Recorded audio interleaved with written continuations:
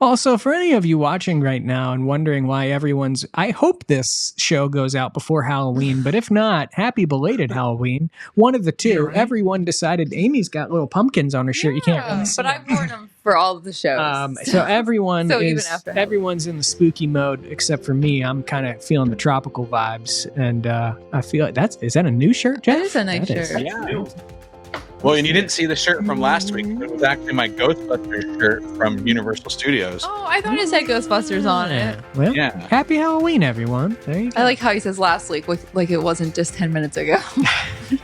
I am in the zone, man. Last week for you.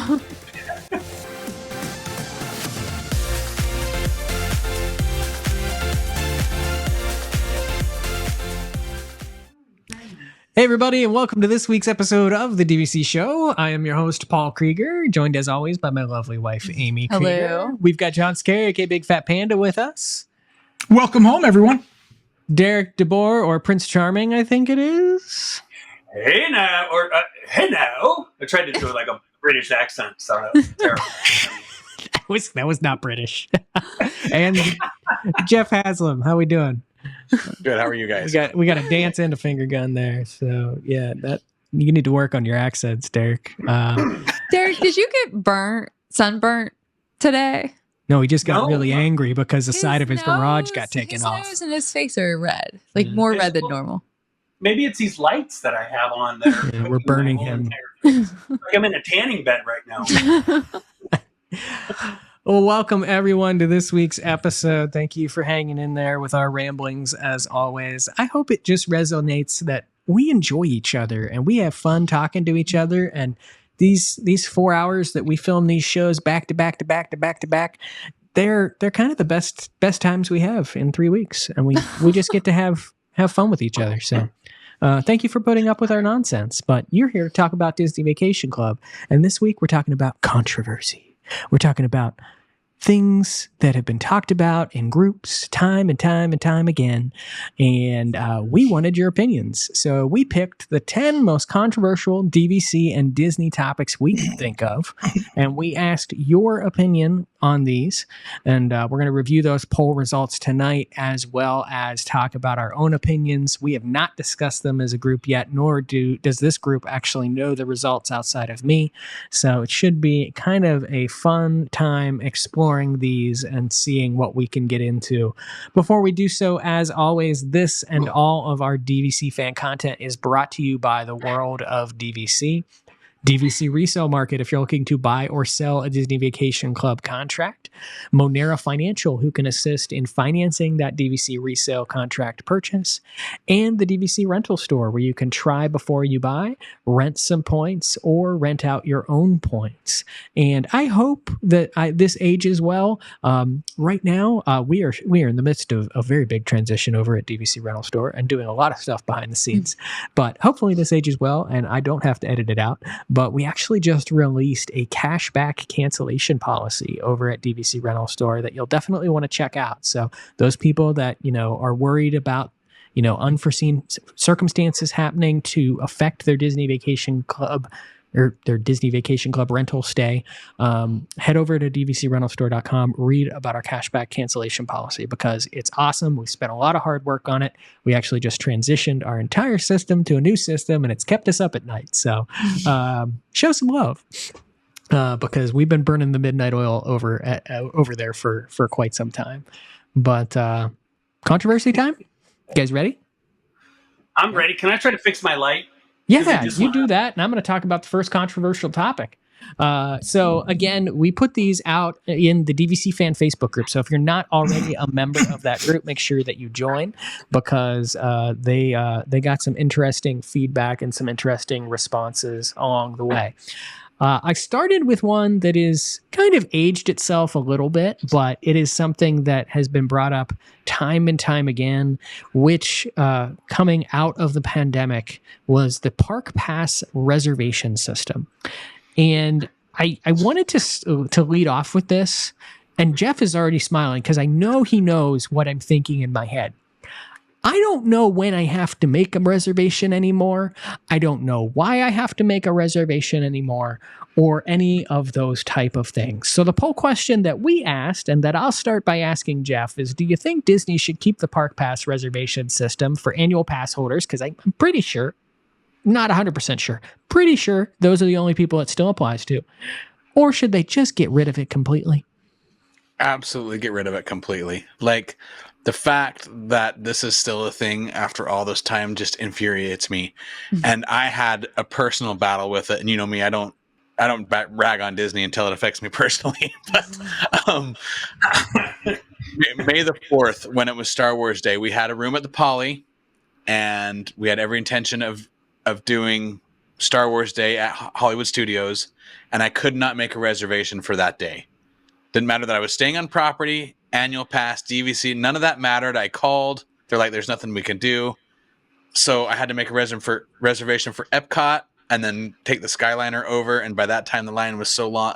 Like, come on. I still got into Hollywood Studios. Making the reservation did absolutely nothing for their crowd control. It made absolutely nothing for their dining reservations. I still got in. It just caused me an extra step. It's aggravating, infuriating. It makes me want to punch things. Do you remember the issue we had at Hollywood Studios? Yeah, we had to. We went on a day where you didn't need a day and time where you didn't have to have a park pass. We were certain of this. We're certain. I really researched it hard before we went, and then we got declined, and they told us we had to go stand over in the corner and make a park pass. So that was fun. So I assume and ready it wasn't sold for out, right? You still walked in the door? Yes, we did walk in the door after we the cast member. Nobody went in between us and. Yeah, it was so like the cast really late. member legit just stood there and watched waited for us to make a park and pass. waited for us. And then I went up and tapped again, and I just stared at it. I know it's not him. Like, I'm not blaming him. I'm just blaming the system. And it's like, they're not sold out. It's not an issue. If it's not an issue, it's ridiculous. Panda, yeah. I assume I know where your vote's going. It's ridiculous, and they couldn't even make that simple. They couldn't even say annual pass holders no longer need reservations after 2:00. They couldn't just say that. But not for Magic Kingdom on weekends. There's so many variables that go into what their complicated system is. It's ridiculous. Even the cast members don't know. Then there's good to go days. My argument used to be that it was helpful to Disney to know the crowd that was coming in. But my God, I said to myself, in all the years of all their data, do they really not know that Easter's going to be more popular than the week of not Easter? I mean, they know when it's going to be busy. They don't need this anymore, I don't believe. And now that you took away the park hopping restriction time where you can park hop whenever, you have to go and scan moot. You can be there just as early, maybe a little bit later, because you got to scan into another park, which really is just honestly what they're doing with that is they're probably wasting their resources on transportation, because now you're gonna have more people on the buses trying to get, more people filling up to get to a park that they're not going to, and then to get back to the park that they want to go to. Yeah, I don't know if this is really controversial, because I don't know if anyone that's like, oh, yes, please keep it around. I think it's very beneficial to everybody. It hasn't benefited us, that's for sure. Something I learned recently when we went to Mickey's Not So Scary Halloween Party is Derek benefits in this transaction because he has a magic wild card, and that magic wild card is named an Annie. Derek, have you experienced this? No. I literally was going to say the exact same thing. I was like, this is all funny. Like, people are stressed out about it, because I literally just asked my wife and say, oh, are we going to a park? And did you make the reservations? Are we all good and set? Because I don't even know how to do it. But the point is, what kills me is I really am trying to think, what was the overall purpose of this? Like, when they said that this is what we're doing, did they ever say this is why? Like you guys said, is it to help manage crowd control? Because on a Tuesday, all of a sudden, if 3 people make a park reservation, does it mean they're going to call in Billy to come to work because they're not going to be able to do the rest of their job? Like, what is the overall purpose of it, other than, to me, knowing how much Disney loves to do meetings, is that it's so someone can spout certain numbers during a certain meeting and everyone could say, excellent point, Rebecca. Thanks so much. Yeah. And then they I'm guessing that after COVID, maybe they were so short staffed they needed to know where are people going, and then after this, that it's not needed anymore. I don't know. It smells of a Chapek initiative too. I mean, it really does. Yeah. And on top of that, like, you know, we've talked about it a lot. Our daughter was in the college program, so I kind of got like an inside look at how staffing works and how they don't even know. Like, they have no idea from when the number of these teenagers that call out sick because they want to go line dancing on a Thursday night would blow your mind. Like, there's no way for them to prep for the staff because they don't know what staff's showing up from day to day. Right. And so, like, the fact that this was, you know, so that we know how to plan, just, it doesn't jive anymore. Like, maybe back then, like you said, they weren't already staffed up. They weren't ready to kind of go full, but they're back. Like, they're hiring new people, lots of job opportunities out there. I don't understand it, but I'm here to tell you that they really liked us annual pass holders when nobody was traveling to Disney World during COVID. We were the first ones back. We were the first ones spending money. But then now that everybody else comes back, let's put them back to the side again because I don't know. I'm surprised at the 18.1%. So out of over 1,000 responses to the survey that we posted, 81.9% agree with us. They should remove the Park Pass reservation system, but 18% say they should keep the Park Pass reservation system. So you know, we're going to need comments below as to why. I want to know what I'm missing. But yeah, I mean, I think most people. Here's a comment. Please keep the park reservation system. Wilhelmina Chapek? So yeah, I mean, most people kind of agree they're over it at this point. Luckily, it does not affect the average traveler that is traveling here and kind of doing a ticket purchase. But for most Disney Vacation Club members, a lot of them are coming as frequently enough to be annual pass holders. So it is kind of a relevant argument for us. But hopefully it's near the end. You know, I really hope that, you know, over the course of the next few months, or maybe as we head into 2025, years. That we kind of learn that it is heading by the wayside. I think it's too Paul, like, it's almost like when, you know, after COVID, it was like, okay, so we don't have the trams, right, to take you from the parking lots to get to the actual parks themselves. And you're like, okay, I get it. But then when all the social distancing was taken away and everything else was basically inside a park back to normal, you're like, you still don't have a tram from the Magic Kingdom park. Like, you still don't have it. Explain to me why we had to walk all that way when the trams are over there sitting. I just feel like at this point with that reservation system, they're like, we know we really don't need it. But the big question is, how much is it going to cost for us to get rid of it? Like, how much do we have to pay to get rid of it? And if it's going to be any, you know, certain amount of money to basically get rid of it, they're like, just leave it. It's fine. That's all I think.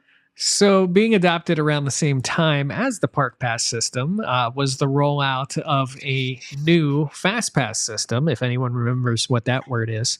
Fast Pass Plus got removed, and we then evolved into Genie Plus, which is now evolved into individual Lightning Lane. And the biggest takeaway here is that we went from, you know, you scheduling your vacation and getting 3 free fast passes to now having a paid system in which you are paying to play, essentially, or paying to get access to those rides.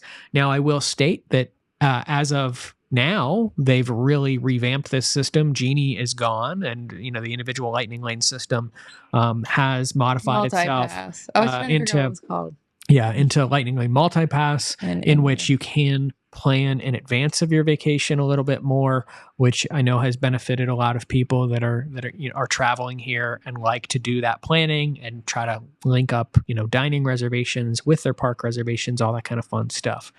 But the question we asked here was, do you prefer the old FastPass Plus system, or do you think that the Genie Plus or the Lightning Lane Multipass system is worth the extra cost and has basically kind of, you know, helped in terms of this regard? Can I just touch on this before we all delve into it? I don't know the results of this, but I swear, if there's around 18% of people that say that they prefer the new way versus the old way, y'all got some serious explaining to do. I bet it's gonna be at least a quarter that like the new one. What? You That's think? my guess. Why? I feel like people do like it. I don't. We don't buy it ever because we're too cheap. We are too cheap, but I will say right now, there's 20% of this panel that prefers the new method, and I am that person at least, if there's not more. Oh wow, I didn't. Think. Wow. And I will say we do not buy it though because we are local and because we are here all the time. But if we were vacationing here once Maybe. a year or less often than that, the value speaks for itself. And I go back to our experience. I mentioned this in a comment on DVC Fan, is that I go back to our experience with MaxPass. And our experience with MaxPass was so great at Disneyland. Granted, this is not MaxPass, but it is close enough of a product where if I need to maximize my day, and if I'm there, and you know, Jeff, you just did this. You just had a family that came to visit you. I mean, explain that trip to us. And did that family get to do all of the things that they wanted to do because they purchased? Okay, so, and I think you're trying to give me a stroke because you picked my the two things for the top of the show that are literally See, I didn't think Jeff liked so infuriating to me. Yeah. And I maybe. kind of, and maybe this is a little too bold or a little too cocky, but I kind of consider myself the express lane guru of our group because I've done it. You know, you are. I use it a lot. I use it at the other parks a lot. If you're at Magic Kingdom, it is 1,000% worth the money. No questions. There's too much at that park to do to fit into a single day without it. I will live and die by those words. It is completely and totally worthless at every other park. To buy it at Animal Kingdom, to ride 2 good rides, a show that nobody goes to, and the safaris is not worth the price tag that you get. Hollywood Studios, maybe if you're really, really, really good at working the system, but they all go, and Panda experienced this when he went. His Slinky Dog he never got because it was sold out all day. Mm-hmm. And that's... And we didn't know it till we bought it. Right. And Epcot, don't even get me started because there's nothing to do with... I don't know. At Magic Kingdom, yes. I think it's worth it. At the other parks, it's not at all worth it. And you guys, the people in the comments, the villagers will come to me with their pitchforks and tell me I'm wrong.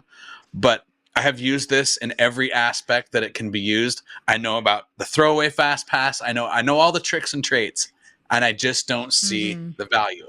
Yeah. And it goes back to Derek. This is his big thing. He's over there.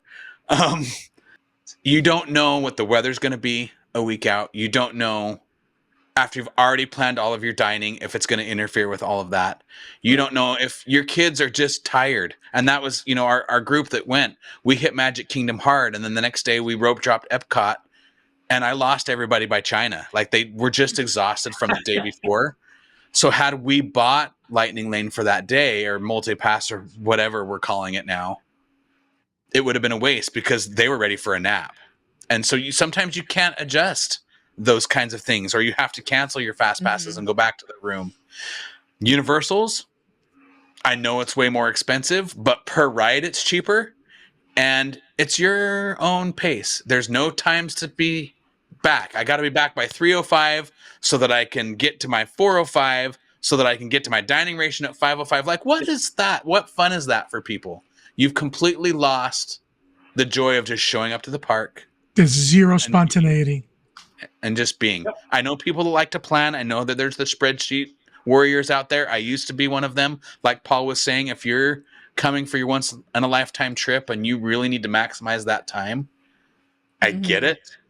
But what are you sacrificing in the meantime? Oh my gosh, I got to be glued to my phone because, as soon as I scan in for Pirates, I got to grab that Big Thunder. And I don't know. I hate it. I hate everything about it. I want to go back to the days where nobody had it. Yeah. I just can't get into, it was over 20, but not 25. I can't get into the individual. It's, we're talking, 15 to 18 or so we per did it person. one day for Tron, and it cost I did it. Yeah. And you go through and then you ride this 2-minute ride and then you're like, wow, I'm like $35 less rich than I was 5 minutes ago. That's a lot of frozen pizzas. For a 90-second ride. Yeah, it's really hard to see that kind of money dropped within like seconds for like a ride that's gone, come and gone. Yep. But see, I think, and what, and again, I'm not going to get on a soapbox here, but I just think that it always comes down to, again, what is the reason they did it? Disney will tell you when all this came out, the whole Genie Plus is it's the same old standard line, right? It's our guests told us that they wanted more spontaneity. They didn't want to plan 90 days out. They didn't want to do all this other stuff. But at the end of the day, they did it because they make money. That's it. It's not about a guest because your guests now are glued to their phones. When I walk around the parks, it honestly makes me crazy because I just see families. They're on one in the line. They're doing this and checking this. And like Jeff mentioned, I know how to work it. Like when I go to a park, I don't want to have to know. Derek. I have to, set this pass on fire before I grab another one. And then I got to go to this. Derek. Say this. Derek, they're all on the Haunted Mansion making their next selection while they're on the attraction. Yeah. That's what kills me.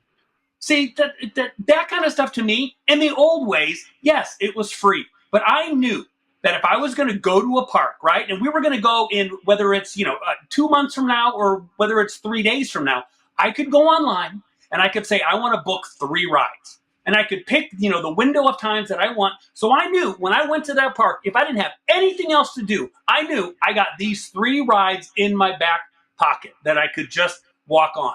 Now, and you guys know, I'm not ready for it, savvy with all this stuff, which is why when we did the individual express, it was because my son has never been on the Pandora ride. I know, shocking. So we had a day at Animal Kingdom, and I said, listen, I ain't going to spend hours and hours in line. How do I do this? We set it up. We walked on that ride within 10 minutes. And for us, it was literally the best like $40 you could spend because now that burden was taken off of us and we could say, okay, we did the main ride. Now let's just go ahead and rest. And we were able to do it for the cost of like 2 or 3 beers. So for me, it was worth it. And again, they overcomplicated it with tiers.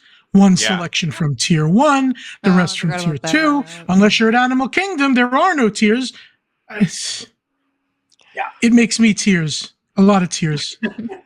Our respondents. I keep going back not to jump up and down on this, and I'm going to shut up and not talk the rest of the show. I know I say that every week. But no, don't. If they wanted to make it part of the Disney package, kind of like Universal does with their deluxe hotels, where you get front of the line for not for free, but it's included in your package when you book a deluxe room.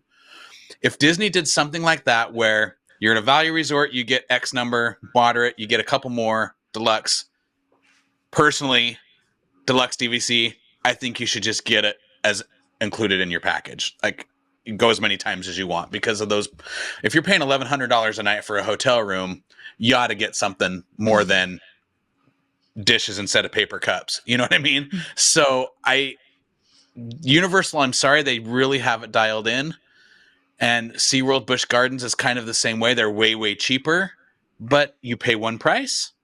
You do your day like you want to do, and that's the end of it. And if you're staying on property, you should get some kind of perk for doing that. But us locals, I tried when my son was here, we tried to buy a Lightning Lane for Tron because that's the only ride he hadn't ridden, and we couldn't get one because it sold out 3 days before already because we weren't staying on property.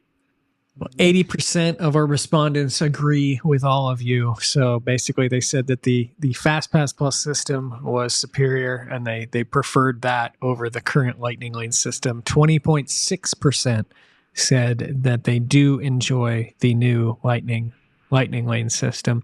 And in Disney's eyes, that 20.6% spending the $30 a day or whatever. The 79.4 is still spending it too. That's true. Maybe begrudgingly, but yeah. I would like to see this same poll question with these 2 options and then no Lightning Lane at all and see where we come out. It was funny and with rumor. Go ahead. Rumor is it's changing again. Yeah. Rumor that we know is that the tech people say it is too complicated and they're looking to simplify it. So Yeah, there's been some rumors recently of a premium option. So like a Lightning Lane premium option, which sounds similar to what Universal has, Universal does. which would give you full access over the course of the day. But I love what Derek said too. You know, everyone is on their phones, and when you were talking about it, Derek, in my head, I was going through the mindset of how amazing would it be to have a day at Magic Kingdom where no one had a cell phone, where no one was using a phone and everyone was just enjoying the park and being there with the people they had.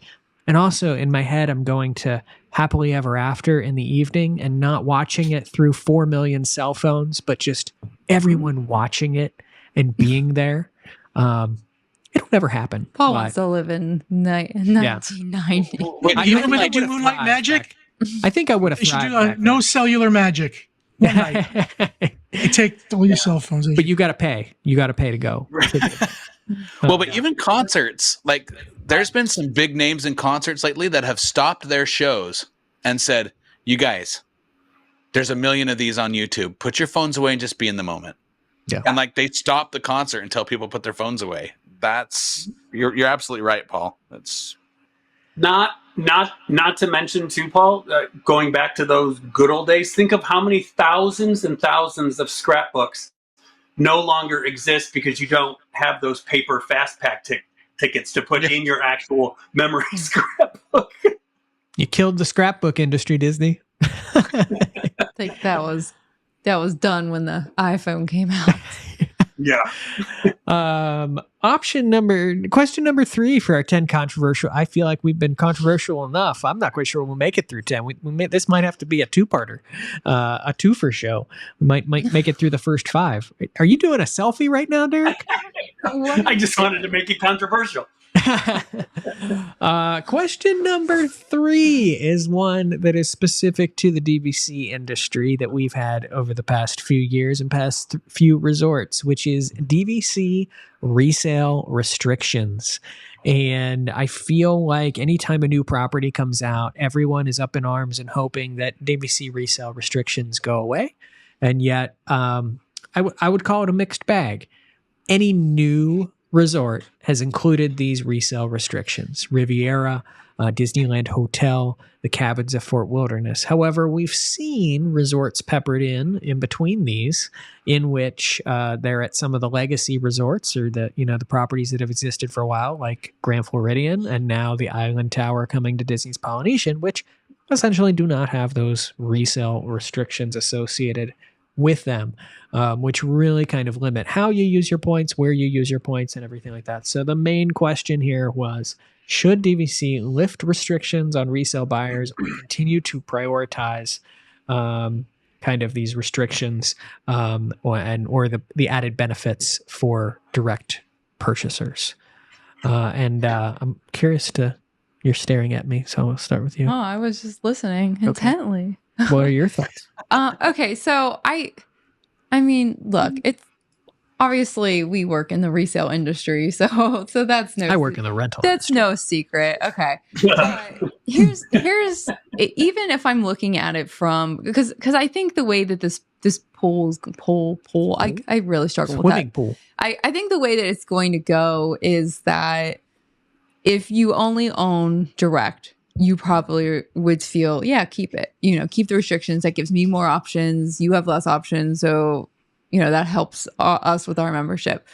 I think as we get down in years, this is going to affect Disney maybe more than they realize, in terms of value, because in order for direct prices to have a value, for people to feel good about their purchase, to feel like the timeshare is not a scam, there has to be some sort of value there, in case you have to sell it down the line. Most of us don't plan on doing that, but it's possible. So eventually, you say Polynesian doesn't have the resale restrictions, Copper Creek doesn't have the resale restrictions. That was the last resort not to. Technically, because if you buy, Copper Creek resale right now, you can't book the new resorts, there are technically restrictions on everything. So if you think about it, if you own Copper Creek, that's the last one before they started doing the individual resort restrictions. Eventually, 2042 rolls around, you're going to lose multiple resorts, from your bucket of what you can book. And then, what's the next? I don't know, 2057, Animal Kingdom expires, 2054 is when Saratoga expires. So you're each, as the years go on, a Copper Creek resale owner is going to continue to lose more and more resorts. But that's going to affect direct too, because that starts to affect the value of those a lot faster than it would normally. Yep. Anyway. It's interesting because from that perspective, it's the question of, are you Disney Vacation Club or are you any other timeshare? Yeah. And that's where my head goes is, what do you want to be moving forward? And I think if we continue down this path, then unfortunately we become more of that everyday timeshare, and the value decreases. The value proposition of what I own decreases. Right. And you might think, oh, well, I'm going to buy Riviera. I'm going to buy Direct so I can use that at all these places. But you don't see the places where it hits you. I've seen people that buy Riviera Direct and then they decide, you know what, I'm going to refinance and try to get, maybe a better rate than I got from Disney, or I'm going to try to get a little bit of equity out of it. That contract isn't worth what you paid for it, resale. So you've got this, big appreciation gap or depreciation gap, kind of like driving a car off the lot. But you've got this gap and you're underwater now because you had bought direct prices. No matter what, no matter if you bought direct or resale, if you want to sell your contract, it's going to be a resale contract, so you're looking at resale values. Wow. This one was a lot closer than I thought it would be, and very interesting in kind of the people's responses. Yeah, but, I thought that would be kind of split. Roughly 60% basically said lift the DVC resale restrictions, and about 40% said continue the DVC resale restrictions. And from what I've gained from some of the comments that I've read, it was really driven by the mindset of feeling that what they are doing is actually helping with individual resort availability.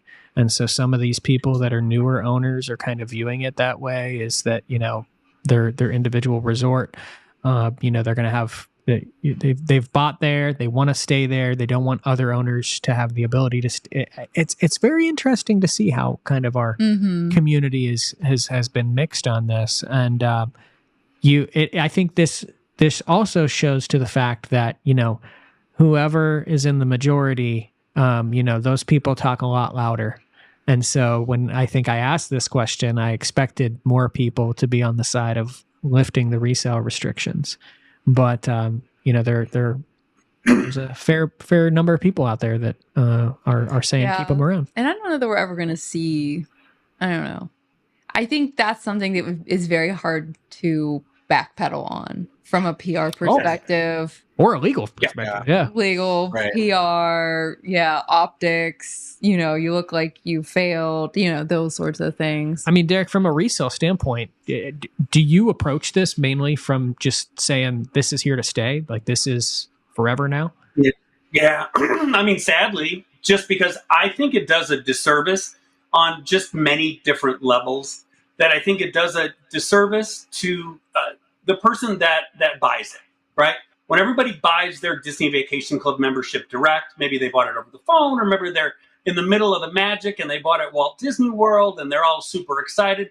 The last thing they're thinking of is, so what's going to happen if I need to sell this, right? Because we hear from people all the time. Listen, I bought direct because we're never selling.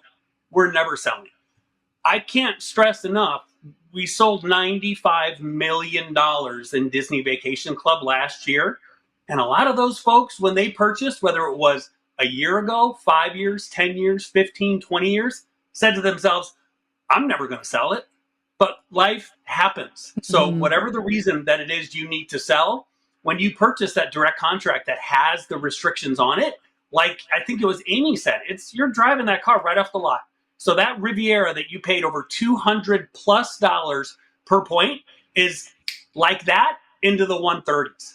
right? Mhm. Like that, before you Yeah. even use it. And we've had Yeah. people that literally have to sell it because they haven't even used it. So I think, and I don't blame them. They're like, I spent a lot of money for this contract. I feel like I should be treated a little bit differently from Disney. But that gets me to my final point, is what I think the most harmful thing about these restrictions have done is to build that bridge.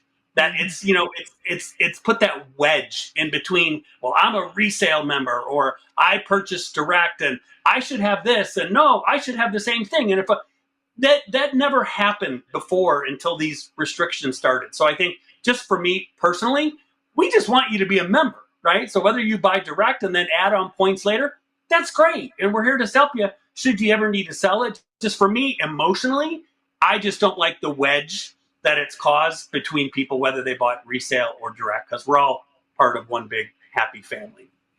Well, and on top of that too, you know, and maybe this is just me reading into it too much, but most of the people that I've seen that are kind of for the restrictions seem to be mostly Riviera owners.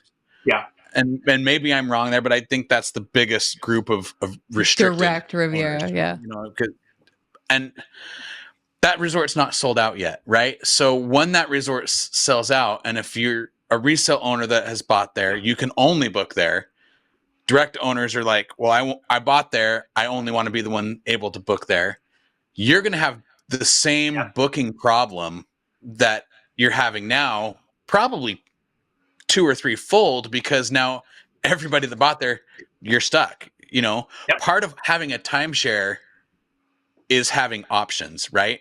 So if you're a Riviera owner, if they just did that, you know, restrictions across the board, you're also prevented from booking at other resorts. You know what I mean? So I don't quite follow the logic all the way to the end. I kind of see what they're saying now, where it might be harder to book, but when that resort sells out, that's all you're going to have as an option, you know? So I don't know. I don't quite follow that logic all the way to the end. Well, I think so too, Jeff, is that I think their reason for obviously doing it is to try to convince people to buy direct.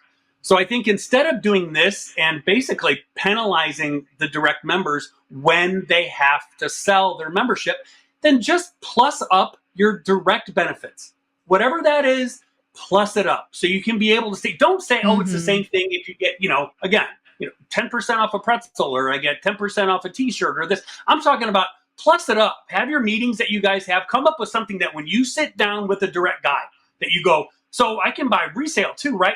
Yes, but keep in mind, what you won't be able to do is, or receive, are the following things. And people go, whoa, oh my God, that's an absolute no-brainer. Versus you're penalizing the people that are buying from you direct when they do have to sell. So I just wish that they would have plussed up their stuff on their end. I want to pivot on that segue that you made there, because that was nice moving into our next question, which specifically relates to member perks.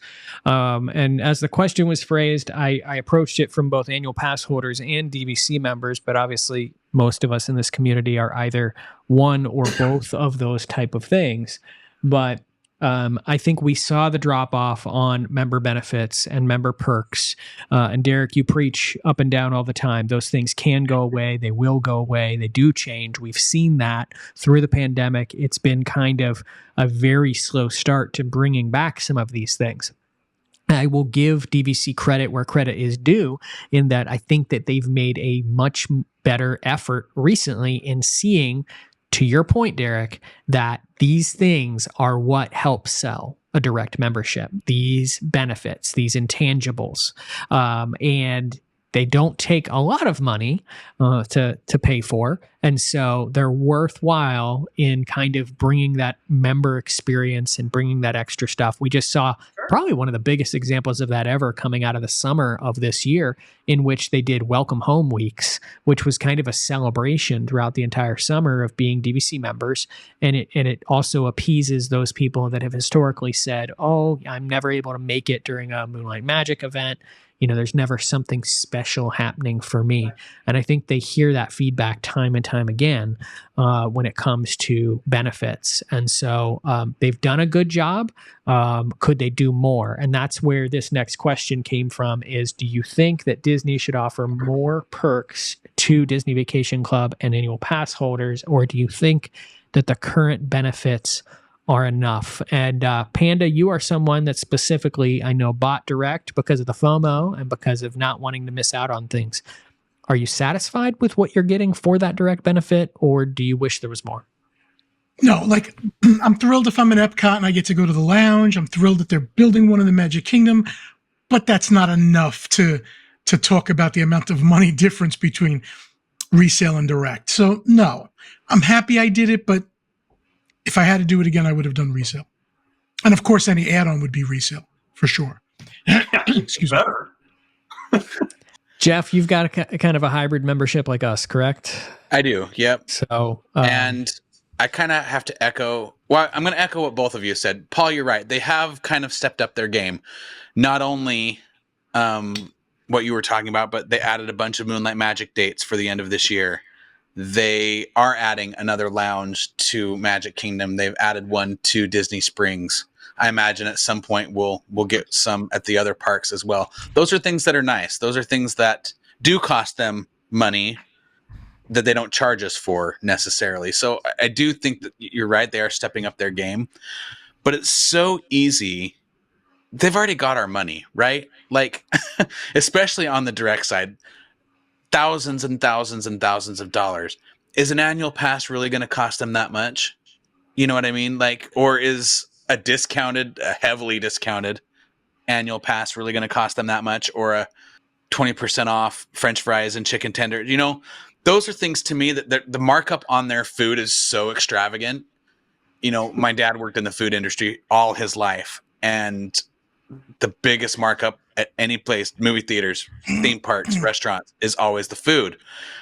The profit margins are so huge, it would be so easy for them to still continue to make money by dropping the price to make us want to spend more money because it's cheaper for us to buy them. So they could definitely step up the game. And I kind of wish, rather than being, like Derek was saying, this kind of wedge between the two memberships, call it something different versus direct versus resale, and have a path to those that bought resale, a way to get at those memberships, be able to upgrade or buy this membership or something, so that it's not such this weird class system. It's okay, you get like it for free because you bought from us, but if you're over here, you can spend $200 a year, whatever the number is, to get to that level.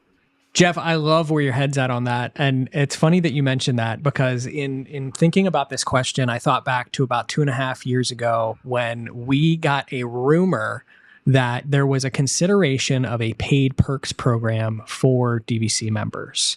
And it was, we never got like the full details of what that encapsulated. Was that, what are we paying for? What is that perk? To your point, does that plus up the resale membership, or does it just give us more perks and more options? And so I'll ask both of you, since we just kind of finished that thought, Jeff, Panda, would you pay, let's say, to your point, Jeff, $200 a year, whatever that price might be, would you pay, even though you're a direct owner, to have even more than you have now? I think it would depend on what it is that they're offering, right? Like, I mean, $200 a year is a lot, but Disney nickels and dimes us for everything. I finally, just this last week, it was the hardest thing I think I've ever done in my life, and I've been divorced twice. I finally gave up my D23 membership. I didn't renew it for the first time in 10 years, right? Because no longer was the $125 a year worth it to me. Now, if I could pay $200 and get a Disney Plus membership and the discounts, you know what I mean? Like, Disney's such a big company with so many moving parts that it would be so much easier for them to synergize what they've got. They've already kind of tried to do it with ESPN, Hulu, Disney Plus. Now you can get Max on it. You know what I mean? Like, give me one Disney subscription that gives me all the things. It gives me D23, it gives me Disney Plus, Hulu, and it gives me discounts in the parks, and I don't care what it costs. If the value is in line with the cost, I'm going to do it, and so will a lot of other people. Yeah. This has been my argument for years in looking at perks programs, or in looking at any type of, program like this that someone tries to develop to encourage people to either buy more or do more business is that the complexity of them is what keeps people away from them. All you have to do is mentally make them think that they are saving more by spending X or by doing this. If you can convince them in that mindset that they are saving more, what you are successfully doing is making them spend more with your brand or spend more with your company. And that is ultimately the question that needs to be asked with any company thinking this, whether it's Disney, Disney Vacation Club, whatever it is how do I mentally get someone to say, no, don't drive from Animal Kingdom Lodge over to the McDonald's for dinner. Instead, stay at the quick service because you can get 10% off because you paid $100 to have this added benefit this year, or because you paid thousands of dollars more to have that direct benefit. You are capturing more money that way than you are by making a complex system or anything of that nature. And so we overthink this, I think, as a society, as a community, but it comes down to how do you change the spending pattern of an individual, or how do you change the thinking pattern of that individual? And if in my head I'm presented with I could go here, but I got this 20% off, I might as well use it to get that benefit and save money. And you look at really, I don't know, probably not Universal too, but you look at most any other travel and hospitality, whatever you want to call it, industry. Everybody has a rewards program. Paul and I have talked relentlessly in private conversations about Royal Caribbean and getting to diamond status, right? Marriott, you stay X number of nights, you get a free night. Wyndham, Hilton, all of these different, it would be so much more beneficial for people with Disney, and they're not going to do it because they make their money anyway. But if you had a rewards program that you could be a part of, and even if it costs a few bucks a year, I'm staying 10 nights. As a DVC member, if I'm coming and I want to add on a night, but I don't have enough points, right now, I'm going to look across the street. I'm going to look at Bonnet Creek. I'm going to look at Universal. I'm going to look at all these places that are way cheaper than All Stars. But if I get my points, or I get my status, or I get my whatever you want to call it, it's going to make me, like you said, Paul, rethink about how I spend my money. Did we put you to sleep? No, I was just listening. No, I agree with what Jeff said. And it's the same reason that we have a hard time booking a different cruise line right now. Because that's wasted points that we could be working towards Diamond, just like he said. So that's how you draw people in. Royal Caribbean is capturing more of our money because we are so motivated to get to that level and get to that. And it doesn't matter how much I'm spending to get there. Royal Caribbean has successfully convinced me that I want to get there, that there's a benefit on the horizon of getting there. That is I don't even know that the reward Starbucks does that with their gold card. That's true. Yeah. I mean, and so this is where like sometimes I feel like businesses overthink these things way too much. Panda, I don't think we got your answer there. Would you pay for more perks, or? It really, like Jeff said, it depends on what they're giving me. If I tell you, the biggest thing I've done is the lounges at the parks. And if the Magic Kingdom one opened and they told me I didn't have access, but it would cost a certain amount, I probably would pay for that access. So that was our last question. Coming back to the perks question, do you think they should offer more perks to annual pass holders and DVC members? This was out of the park. 91% of all respondents said add more perks. Add more. There's 9% of these people are very sad and thinking they don't deserve anything else. They're just very happy with what they have. They're fulfilled by what they have already.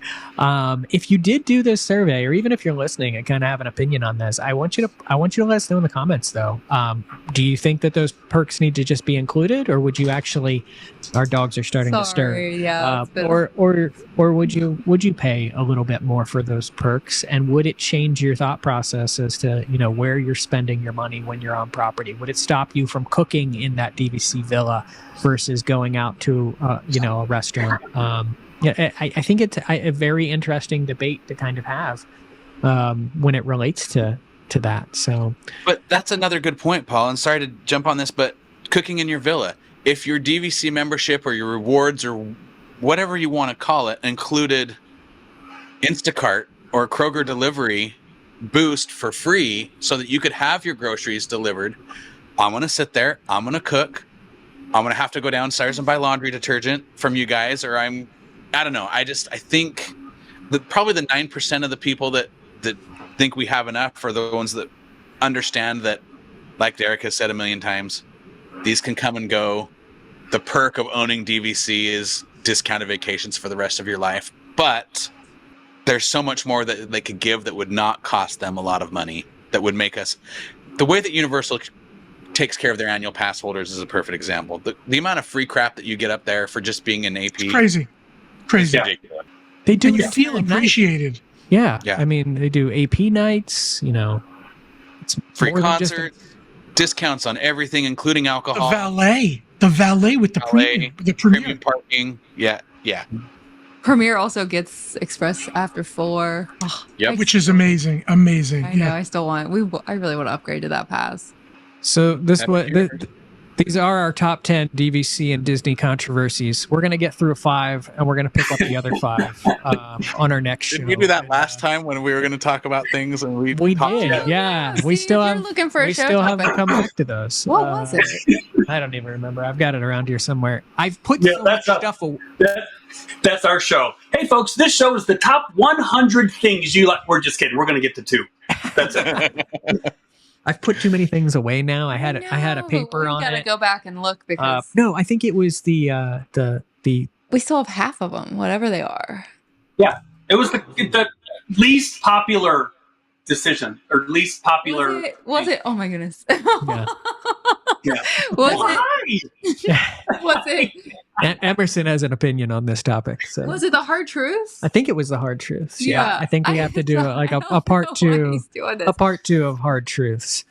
So we will end this half of our top 10 DVC and Disney controversial opinions with one that I will tell you right off the bat surprised me in the results, which is if anyone has never done this, go back. I think there's a YouTube video on this topic. I know there's like a Wall Street Journal article or something, but it talks about the investment Disney made in Magic Band technology when they rolled out Magic Bands and how it was done behind the scenes. And they had, kind of a sound stage in which they mocked up basically the whole thing from dining in a restaurant to tapping into the park to tapping into a ride and all of that kind of stuff. And what has blown my mind over the past 5 years is how I feel like Disney has started to move away from Magic Bands. They've basically, they're no longer giving them away for free. So you have to pay for the Magic Bands. They did roll out the Magic Band, the new Magic Band Plus, which lights up and vibrates if you remember to charge it and stuff. And I'm not quite sure that we've ever fully realized all of the abilities that can actually do. But I also know that even when Disney was giving out free Magic Bands, people bought Magic Bands like crazy. It was like, for me, my souvenir of choice are coffee mugs. This is like Amy yells at me because she says that we're running out of coffee mug space. But it is like the souvenir that I want from any vacation, anywhere we go. But for many Disney families, Magic Bands were that. And you had the Magic Band for, Mickey's Not So Scary Halloween Party. And you had the Magic Band when a new ride opened. And you had all of these specialty Magic Bands. And they're doing that at a little smaller level these days.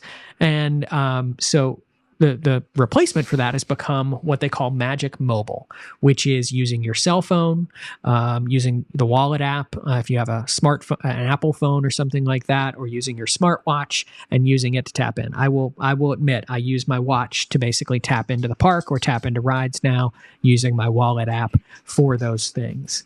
But the question is essentially whether or not Disney should continue to support Magic Bands and should kind of continue with that, or and the poll question, as I phrased it, was: do you prefer using a Magic Band or using the Magic Mobile for park entry, purchases, all of those sorts of things? And I'm very interested to get your guys' opinion because the survey results blew my mind. So, Derek, What does Annie prefer to do? Yeah, I'm an old man, so I was hoping for a third option. To be honest, is I just miss the regular Tinkerbell room cards that would get me into the park. It would get me into my room. I would just use that card. Then, like we touched on earlier, when your trip is done and you're making the scrapbook, it fits right behind the little plastic sheet. You put it over there next to your paper fast passes, and boom, you're all set. So Annie has a special magic band. Owen does. The kids do, but. So I don't really care. I'm not a fan of just making people go back to their phone at Disney for yet another reason to go back to your phone. So if you're asking me, I'm old school. I just like the little card with Tinkerbell. I probably got hundreds of them. I'm sure everybody does out there too, but that's what I prefer. Amy, I've bought you multiple magic bands over the years, and I'm not quite sure you know where one is. I don't. But so here's the thing. I know. Because we live here now. See, I think there is probably going to be a divide between locals and those who live, far from Disney. Because when we didn't live here, my mindset was when Magic Mobile first started, you're going to have to pry my magic band off me, my cold, dead wrist, because I'm never giving it up. And now here I am 3 years later. We live in Florida. I don't know where any of my magic bands are. I haven't charged my Magic Band Plus in 2 years. And I never think to take any because everything's right here on my watch, which makes things easy. But when we traveled to Disney, it was kind of a thing for us. Remember, we would get on the airplane, and when we landed, we would put our magic bands on, and that was like part of like we're at Disney. Here we are. I would typically still have it on when we got back home too, and I would try to like use it to get into my house, and I'd be like, "That's wrong." But that was like a symbol of our trip is starting, and when you got them in the mail, your trip is coming soon. But they were free, and they were free they sent back them to then. you in the mail. That is true. So I think if we weren't local, we might feel a little bit differently. But now I don't need them. I don't use them. I don't know where any of them went. And it's just easy because I always wear my watch that when I leave the house, I know that my ticket is always right here with me. Our friends Dan and Jeff would have an argument against that because those two have a magic band on their wrist at all times in their locals. They as well. do. Yeah, they do like magic bands. Jeff, you're the same? Yeah. So you were talking about the families that collect the magic bands. I am that family. I have like 30 of them in my nightstand. Two things. I always wear a magic band when I go to the parks. It's just easier for me. I don't have to. It's been way too many times that I've gotten to the end of the night and my phone's dead because I forgot my portable charger. That now I can't get into my room because my phone's dead. So I got to go down to the front desk and get a cart. No, magic band all the way. I love them, but they've done two things to screw it up. They've made them $55 instead of $15. Or $45 for the non-special edition ones. Yeah, they are expensive. And the $55 Magic Band Pluses don't do enough to justify that cost. I don't charge mine. I don't use it for the Magic Band Plus features. I don't care that the golden statues will talk to me if I go like this a lot on the off chance that it works.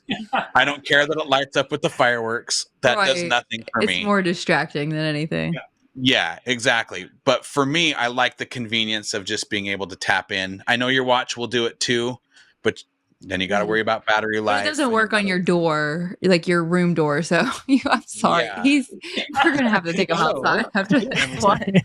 But so I think they need to go back to making them affordable because people do like them. They like to match my Amy loves to match her magic band to whatever outfit she's wearing or whatever park she's going to that day. They kind of screwed up when they made them so expensive. Yeah. Yeah.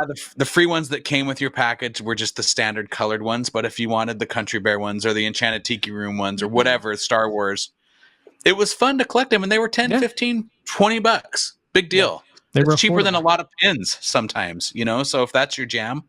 But $55, I have two, and I regretted buying the second one. But it was a Phantasmic one, so I had to have it. I did the same thing. Yeah.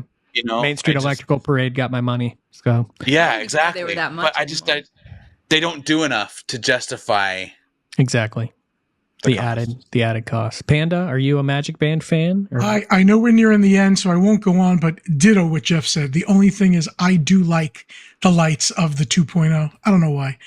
So I do charge it. It's become my culture. I walk out of the house, I put it on. It creates conversation when people see, oh, you have the Moana Kakamora Magic Band. So I like it. Wow. 91% Wow. of you. Wow. 91% of you thought. love the Magic Band versus the Yeah. Magic Mobile, and I think Disney should run this poll because I think that they're abandoning a technology that they spent. Jeff, you nodded about that article. It was like $1 billion. It was a lot of money, yeah. It was a lot of money that they invested when they originally did Magic Band. And I think that going back in the show, going back to our first topic of, park passes and everything like that, and you talk back to the fact of Disney wanting to know what you're doing and when you're doing it, this device did it more than anything else. And Magic Mobile doesn't as much because I think it does limit kind of what their access to you is. So, they don't have the full visibility that they had with a Magic Band as they do with Magic Mobile. And honestly, like with Magic Mobile, I don't, if I'm doing a mobile order, I'm maybe paying through the app. But if I'm using my digital wallet, I'm just using, my credit card. I'm probably not using.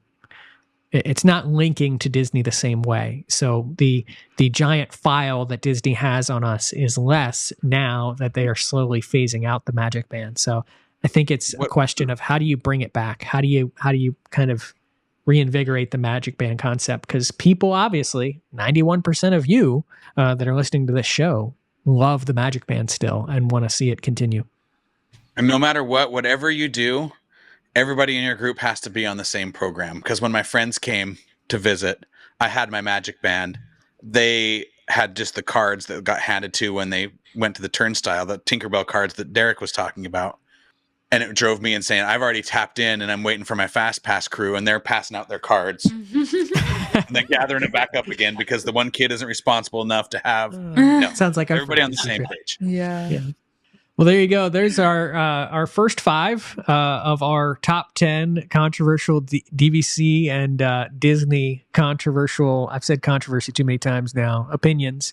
So we'll pick up next week with the second half of this list and share more of our thoughts with you. Please, in the comments of this video, let us know your thoughts on the topics we discussed today. Do you agree with our thoughts? Do you agree with the poll results? These are very highly discussed topics, and so we love to hear your opinions. And we'll talk to you in the comments of this video and over in the DVC fan Facebook group. So that's going to do it for this week's episode of the DVC Show. We hope you enjoyed it, and we will see you with more controversy next Monday. Cheerio.